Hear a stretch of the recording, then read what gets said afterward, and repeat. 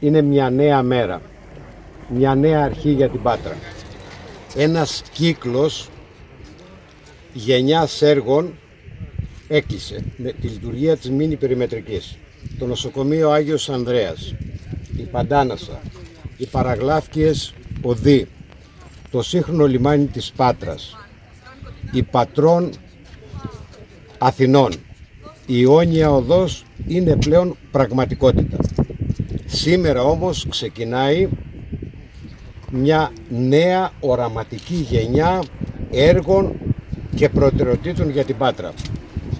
Ξεκινάμε με ένα οραματικό έργο, την ανάπλαση των εγκαταστάσεων του πρώην βιομηχανικού χώρου Λαδόπουλου. Θέλουμε ο συγκεκριμένος χώρος με μια σύγχρονη αντίληψη μιας ευρωπαϊκής πόλης να δώσει το νέο οξυγόνο στην πόλη της Πάτρας. Ευχαριστώ όλους τους συντελεστές για την ολοκλήρωση της μικρής περιμετρικής.